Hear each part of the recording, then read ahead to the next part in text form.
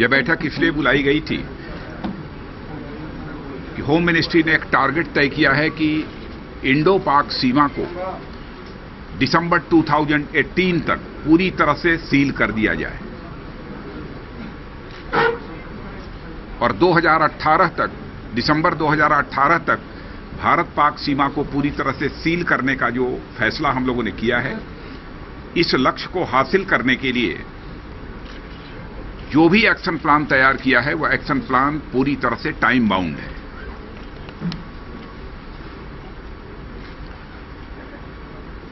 और जो भी इस एक्शन प्लान को हम इंप्लीमेंट करेंगे तो इसकी प्रॉपर मॉनिटरिंग होगी, पीरियोडिकल भी होगी, मंथली भी होगी, क्वार्टरली भी होगी, ताकि हम इस लक्ष्य को निर्धारित समय के भीतर ही हम पूरा कर सकें। मॉनिटरिंग फ्रेमवर्क जो हम लोगों ने तैयार किया है उसमें MHA लेवल पर भी इसकी मॉनिटरिंग होगी, BSF लेवल पर भी होगी, चीफ सेक्रेटरी लेवल पर भी होगी, स्टेट्स में। और एक नया कंसेप्ट आया है बॉर्डर सिक्योरिटी को ध्यान में रखते हुए, बॉर्डर सिक्योरिटी ग्रिड का।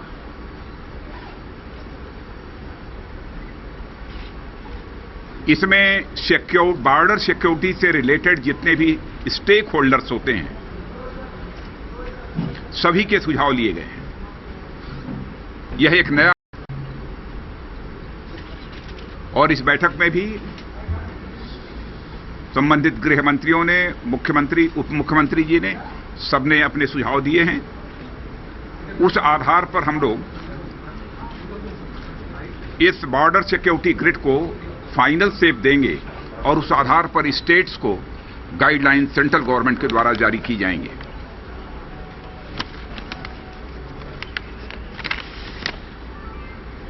मैंने सभी राज्य सरकारों से यह भी आग्रह किया है कि हमारी बॉर्डर सिक्योरिटी फोर्स जब कभी भी कोई शिकायत दर्ज कराती है तो शिकायत दर्ज होनी चाहिए।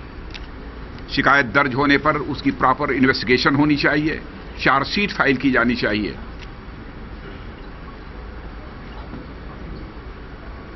और जो अपराधी हैं, जो दोषी हैं, उन्हें दंडित भी किया जाना चाहिए। इसमें राज्य सरकारें विशेष रूप से मुस्तैदी बरतें, यह भी कहा। मॉनिटरिंग पर हम लोगों ने विशेष बल दिया है क्योंकि हम दिसंबर 2018 तक के बॉर्डर के सील करने के लक्ष्य को हासिल करना चाहते हैं, तो इफेक्टिव मॉनिटरिंग आवश्यक है। बस मेरी तरफ से खत्म। हंदवाड़ा में जो टेरर अटैक हुआ, पहले यहाँ की बात पूछो। सर, क्या कोई स्पेशल एक्शन प्लान है for Jammu and Kashmir separately कि जो सारे 4 स्टेट को सेम प्लेटफॉर्म में MHA ट्रीट करेगी? देखिए, इस समय के जो हालात हैं वो आप लोगों की जानकारी में है, मुझे ज्यादा कुछ नहीं कहना है, लेकिन इतना ही मैं कहना चाहूंगा कि समस्त देशवासियों को अपने सेना और सुरक्षा के जवानों पर पूरा विश्वास है, पूरा भरोसा है। राहुल गांधी ने आरोप लगाया कि और देश की सुरक्षा को किसी भी सूरत में आंच नहीं आने पाएगी, यह मैं आपको यकीन दिलाना चाहता हूं। जैसे भारत का किसान अपने खेतों की फसल की रखवाली करता है, वैसे ही हमारे भारत का सेना और सुरक्षा का जवान अपने देश की रखवाली करता है। सर, बॉर्डर सिक्योरिटी राजस्थान में की तर्ज पर क्या सिक्योरिटी वॉल्स बनाने को लेकर कोई विचार मंथन किया गया है? देखिए, फिजिकल और नॉन फिजिकल, यह दोनों बैरियर्स कैसे लगाए जा सकते हैं उसके बारे में हम लोगों ने विचार किया है। यानी टेक्नोलॉजिकल सॉल्यूशंस क्या हो सकते हैं। जैसे यहां पर रिवराइन है, जहां पर दलदल है, सरक्रीक का क्षेत्र है, वहां पर हम टेक्नोलॉजिकल एप्लीकेशंस के आधार पर हम उसे रोकने की कोशिश करेंगे। राहुल गांधी ने बड़ी सीमा है। राहुल गांधी ने खून की दलाली की बात की है कि जवानों की खून की दलाली भारतीय जनता पार्टी कर रही है। इस पूरे मामले में क्या?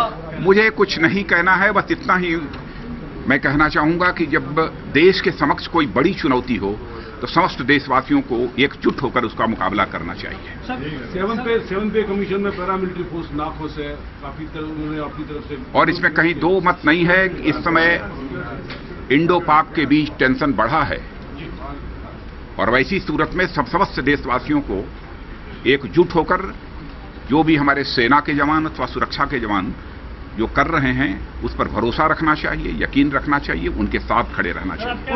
मैं यही सुझाव देना चाहूँगा। और ऐसी घड़ी में चाहे किसी क्षेत्र में काम करने वाला कोई व्यक्ति क्यों न हो, उसे संयम से काम लेना चाहिए।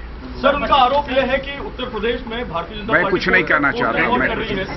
बहुत बहुत धन्यवाद।